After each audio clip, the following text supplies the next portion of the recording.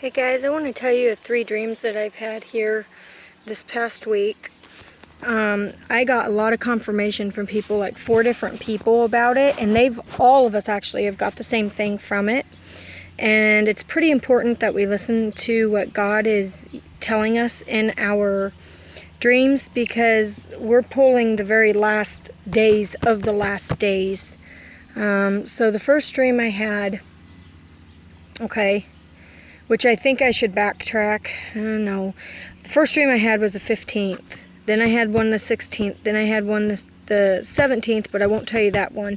But I'll tell you the one I had on the 18th. I had dreamt that I was coming from a place, at an auction place that I always go. And there's these 2 women there that in real life they're very much of the, I'm going to overbid you and I'm going to get what I want, and I don't care who I make mad, just flaunting about, I make this much money, I sell this for that, and you need to get this, and da-da-da-da-da, and it's all like, I ain't even about that. That's how this mother named Donna and their daughter, I still cannot remember her name. I want to say it's Kristen or Jennifer or something, but she ended up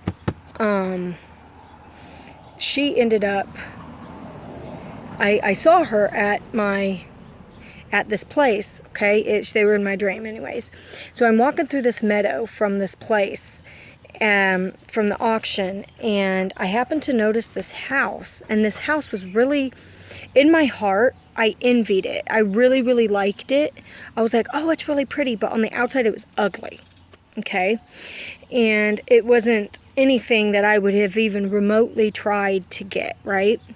So I'm walking, and I notice that there's these horses.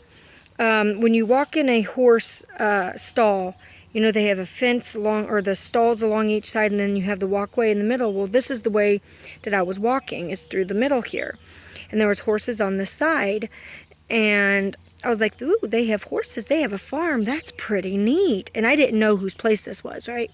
So then I kept walking, and I noticed that there was a pool, but it was covered with clear plastic. It wasn't ready. It wasn't time yet, right?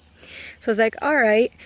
Well, then that is when Donna pops up out of the right. There was a door, I guess, to the right, and she says, hi. And she goes, come on in, come see my place, come see my place. So I'm all like, you own this place? And she goes, yes, I do.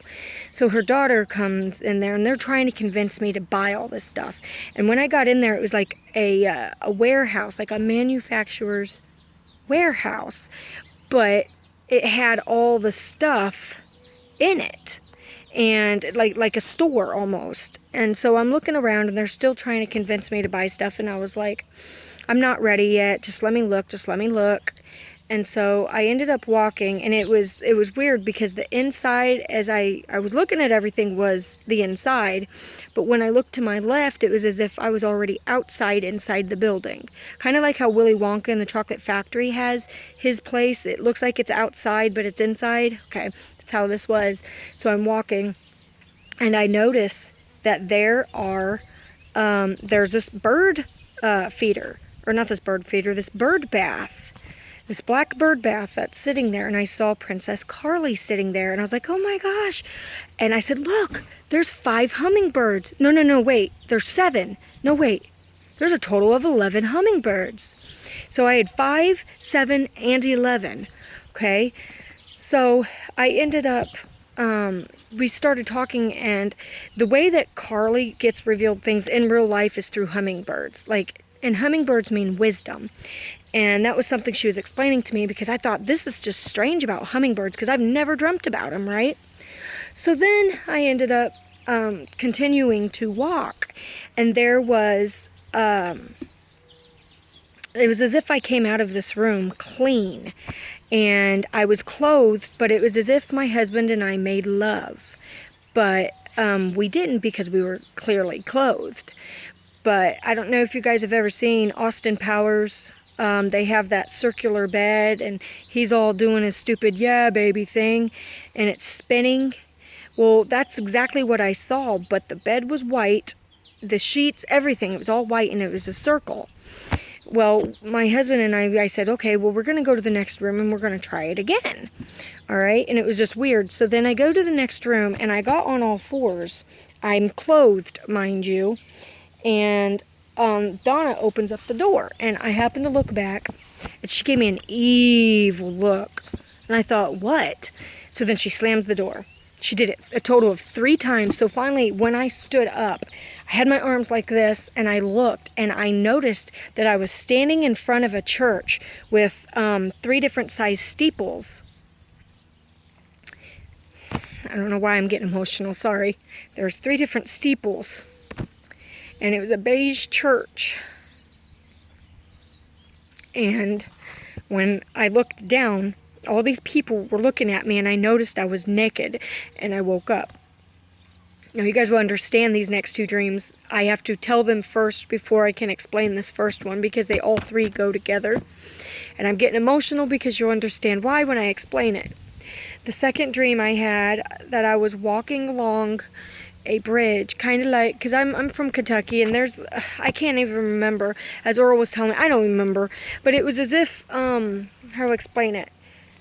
Like you're going through the mountains and there's the river down past the trees, right? There's a river down there, but there's no barrier but trees as you're going up in this mountain, and there's still that flow of water underneath.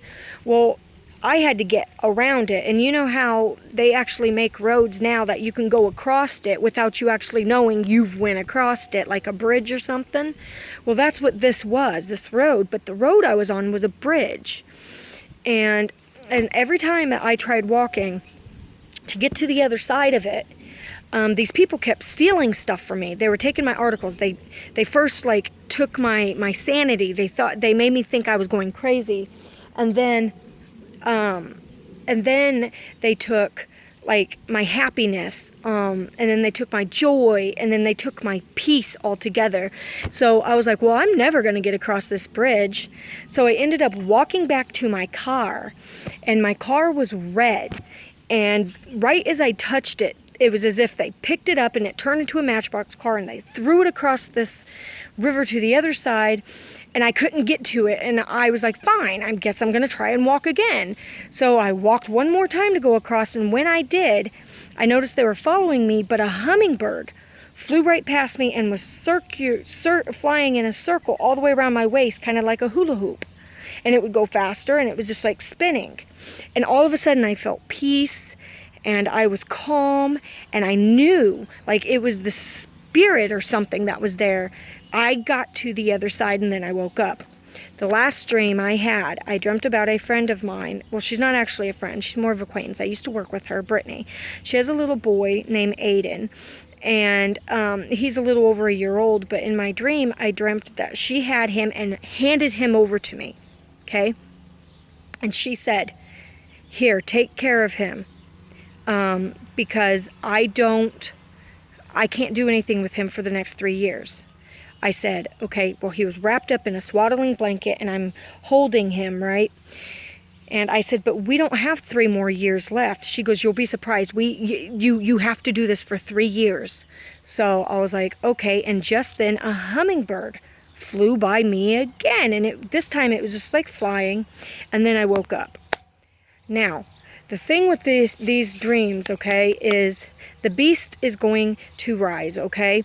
And out of the Euphrates rivers, demons are going to, come up. And as they come up, they're going to haunt people. They're going to torment them and taunt them and try and take every single thing that they can from them, okay? And God's telling me to tell the church to get out of the worldly churches, okay? What's the name of it? I know you guys know the name of it. Come out of those prosperity churches and those who are just so full of me, and they're not giving you wisdom and knowledge. They're trying to knock you off your track, okay, and get you to not understand the times. They're trying to tell you, oh yes, we have more time than what we really have. And 5, 7, 11 are 5, of course, we know is grace. 7 is rest, and 11 is judgment. But if you leave the 5 and you add the 7 and 11, you get 18. 5, 18, May of 18. Do I know anything's going to happen? No, I don't. It was just something that a brother helped me put together. And it makes sense, okay? Because though I was clothed, I was in my spirit. The church is sitting there trying to point fingers. Ha ha, the rapture didn't happen. You're still here. Look, you guys made a fool of yourself. And they're pointing, trying to make you feel naked. They're trying to rip you and put you back in sackcloth in mourning. Oh no, what have I done wrong? When we've not done anything wrong. We've listened to this